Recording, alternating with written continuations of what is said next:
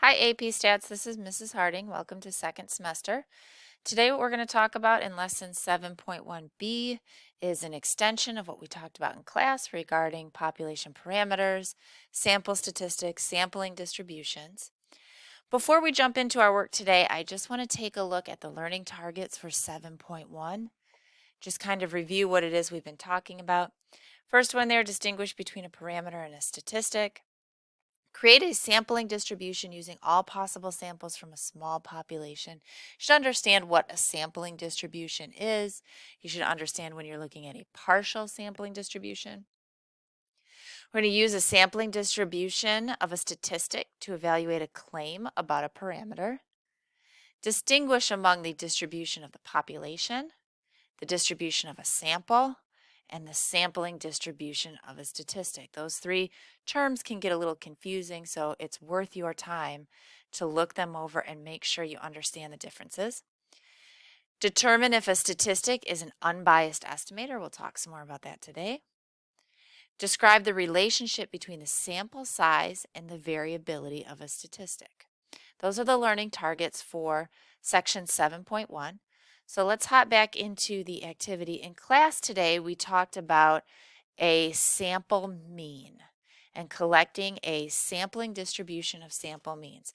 There are several measurements that you could actually create a sampling distribution for. You could do a sampling distribution for ranges. You could do a sampling distribution for medians. The main other one that we're going to take a look at is the sampling distribution for a proportion. As it says here in the middle, if you pick up in the example where the cursor is, for example, we may wish to know the proportion of voting Americans that supported the war in Iraq. As with finding the population mean, it is not practical to survey the entire voting population to determine their attitudes regarding the war. If we could, then we would have the population proportion P. More likely, however, we would find an SRS from the population and then calculate the proportion of those individuals in our sample that supported the war. In this case, we would have the sample statistic P hat is how you say that symbol. Of course, as with the mean, a different random sample of the population would yield a different value for P hat. So again, we're faced with sampling distribution. Sampling variability with our sample proportion P hat. So every time we take a different sample, we're going to get a slightly different proportion of success for the sample. So we want to know how much will it vary, how far off is our individual sample. So we're going to talk about some of those things. In the very first example, it says in the fall of 2004, there were 16,636 students enrolled at California Polytech State University. Of these students, 6,983 were female. What is the population proportion? Pretty straightforward to answer that question. Because you are talking about the population, this is a parameter. But suppose you needed to estimate the population proportion of female by taking an SRS of size 5 from the population. And then we would use our sample statistic P hat, that would be the proportion of females in one sample, to estimate the population parameter. Do you think P hat is an unbiased estimator of P? Discuss how we can find the sampling distribution. Will it be an unbiased estimator? It should be. An SRS is typically unbiased, so it should be an unbiased estimator for P. And if we wanted to do a sampling distribution, we would have to take all the samples of size 5 that are possible out of the entire population and then plot the proportion of females in every single one of those samples to create the sampling distribution. This obviously would be quite intense. It would actually be tougher than doing a census, so it's unlikely that anyone would take the time to do that. Scroll to the next page. We're going to talk about what a sampling distribution might look like in this case. Part C says, suppose we do randomly select 500 samples of size n. So I'm taking size n equals 5. Sorry, I'm getting ahead of myself. So we're going to take one sample of size 5. We're going to calculate the proportion of females out of those 5 people and then plot that proportion. And then we're going to take another sample of size 5. In that sample, we're going to figure out how many females there are and plot that proportion. And then we're going to do another sample of size 5 and determine the proportion of females. We're doing that 500 times and then recording 500 different proportions. And if you take a look at this would be quite challenging to do in person. We're doing a simulation here with Fathom, but this is an example of what it might look like. So describe that histogram. In particular, what would you say about the mean? It is fairly symmetric. The mean of the histogram is 0.42. So we're talking about proportions of the sample that are female. If this sampling distribution has a mean of 0.42, it's the average proportion of females. The values appear to range from 0 to 1. Hopefully that should make sense. We're talking about a proportion. Either you have no females, some females, or all females, but you can't have a proportion greater than 1 or less than 0. Of course, we could take another 500 samples of size 5 from the population and graph the results with the histogram. With Fathom, it's pretty easy to do this, so we're going to do this. How does the histogram change with various collections of 500 samples of size 5? How does the mean of the histogram change? Okay, well, let me show you this Fathom file. Looks just a little bit different, but it's the same thing. So you see right here the mean, p hat, that's what that is for. It's not fat, it's p hat, of this partial sampling distribution. Remember, there's so very many samples of size 5 that could be taken from the whole population. Just doing 500 of them is only partial. So it's a partial sampling distribution. The mean of that is 0.4068. I could re-randomize this and get a new set of 500 samples, and you can see how the mean changes, 0.4124, still relatively symmetric. I can do that again. Now the mean is 0.4264. It's changing slightly, but it's not changing too much. The mean does not change that much by getting a new set of 500 samples. In the Fathom file, the mean of the distribution of your 500 samples along with the true population proportion have been graphed. Oops, apologies there. I'm moving things around on the screen. Have been graphed by a blue line. The true population proportion of 0.42 has been graphed with a gold line. Re-randomize the data and discuss how the mean of your 500 sample statistics relates to the population proportion. So you can see them here. They're actually separated. You can see them each. There's the gold line right there. There's the blue line right there. The population parameter is 0.42. The mean of our partial sampling distribution is 0.4264. If I keep re-randomizing this and you see how the blue and the gold lines change, they're changing a little bit, but the blue line is still relatively close to the gold line. That blue line is still very, very close to the population proportion of 0.42. Let's go back to your activity. The mean of the 500 sample proportions is close to the population proportion of 0.42. So yes, it appears that p hat is an unbiased estimator.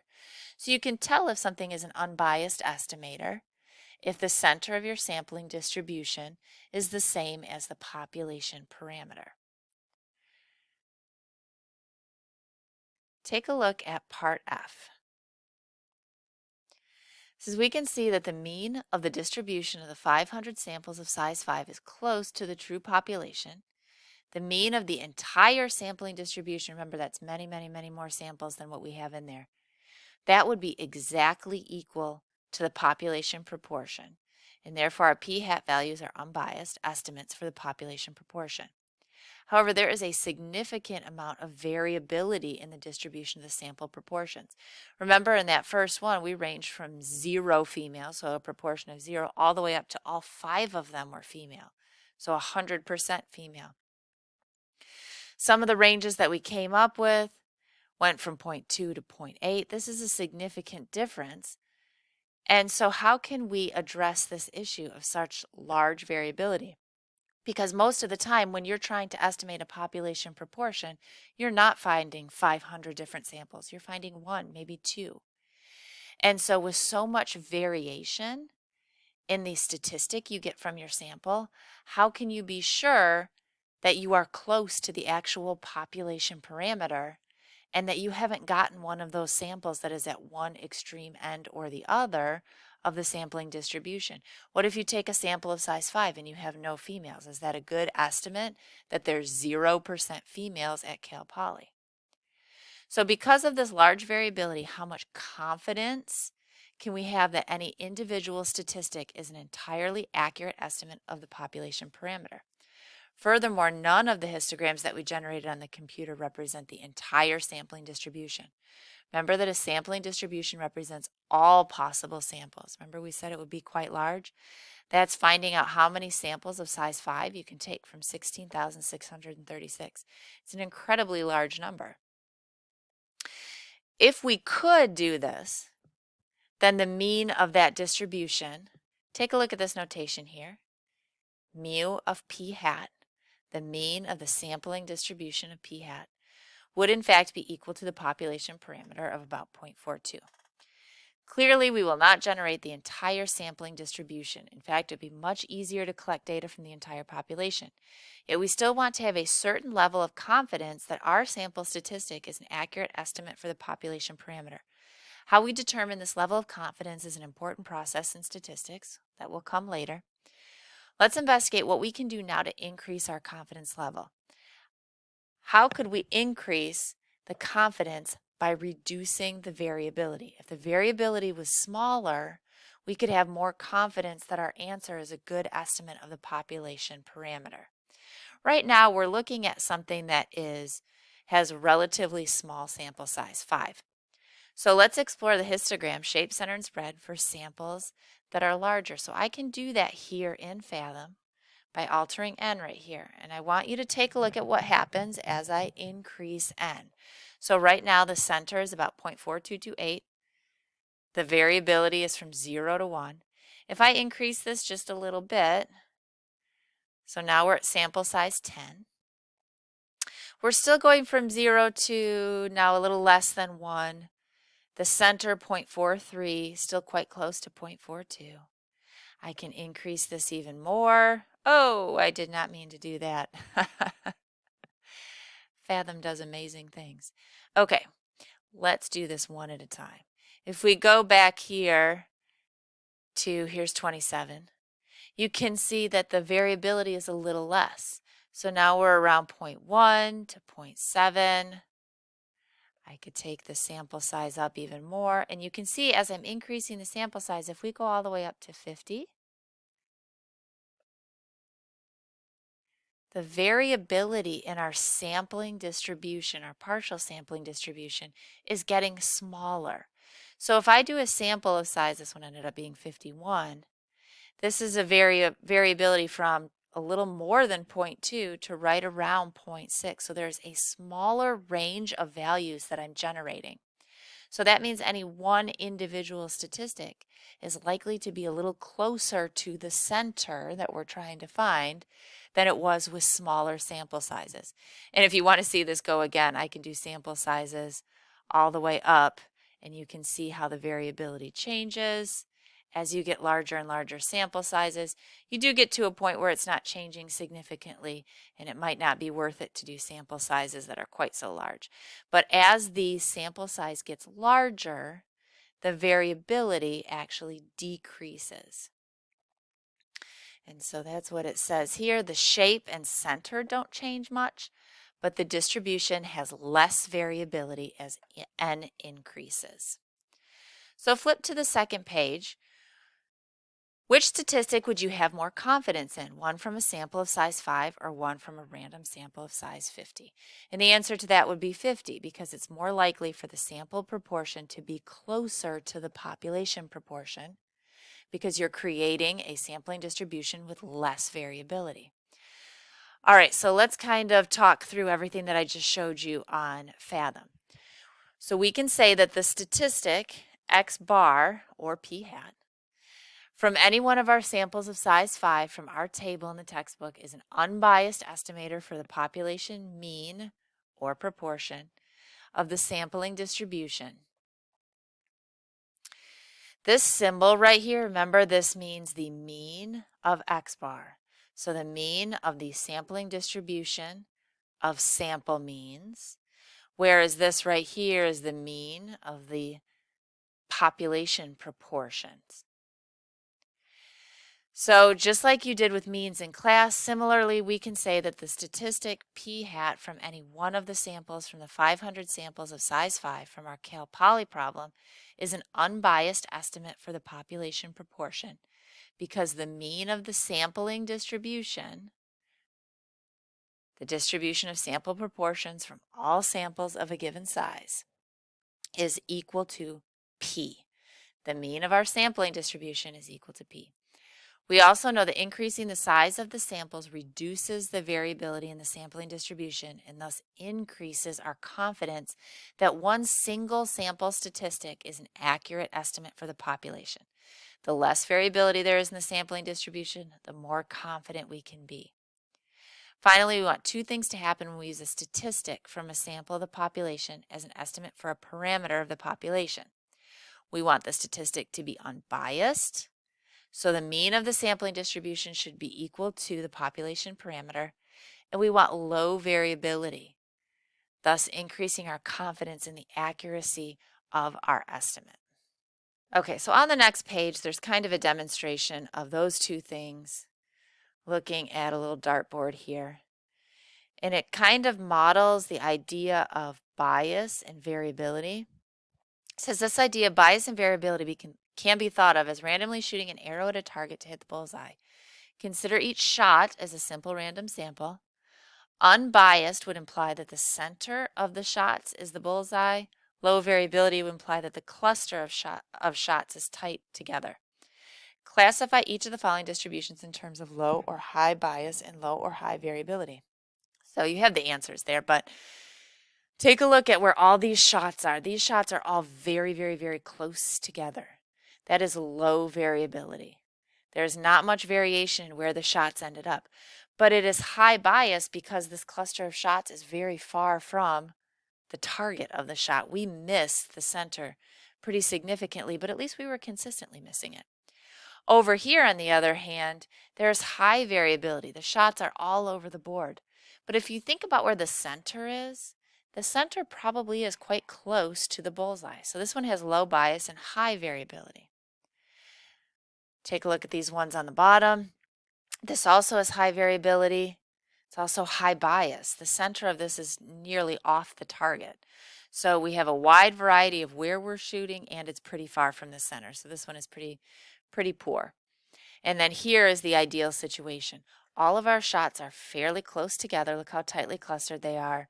And they are all centered right there at the bullseye. So this is low bias, low variability. Which of the above targets is the most desirable and why? Obviously the lower right, low bias and low variability. Our shots are more consistent. All right, so then the last thing that I want you to do today is to take a look at the check your understanding at the end of the activity. You have two different images there. Remember that you can do a sampling distribution for any measurement, and in this case it talks about medians. So go ahead and pause the video and I want you to answer these questions. All right, let's quickly go through the answers. And number one, no, the mean of the sample means is not equal or even close to the population median. The population median was 75. The mean of this sampling distribution was said to be 70. So if this is supposed to be an estimate of the population parameter median, it is off. Is the distribution, the sampling distribution? This is where you might get caught a little bit in wording. No, it's not. It's only a partial sampling distribution. It's not every single possible sample. Suppose we had taken samples of size 20 instead of size 10. Would the spread of the sampling distribution be larger, smaller, or the same? It will be smaller. Larger sample sizes lead to less variability. Question number 4, describe the shape of the histogram. Explain how this relates to overestimating or underestimating. This one is skewed left. In a graph that's skewed left, the mean tends to be too low. Remember, it pulls the mean to the left for an accurate measure of center. Thus, its mean underestimates the population median. It estimated it to be at about 70 when it was really 75. So being skewed to the left pulled the mean down and it underestimated what the true population median was. And in question number 5, says based on the distribution of sample medians above, would you be skeptical that the typical median wait time between eruptions is 75 minutes? Why or why not? Based on the true population median of 75 minutes, it's highly unlikely to get a sample median of 82.5 or more. It would lead you to believe that the true population median is actually greater than 75. All right, that brings us to the end of the activity. As always, if you have questions, please let Mr. Bowman or I know in class tomorrow.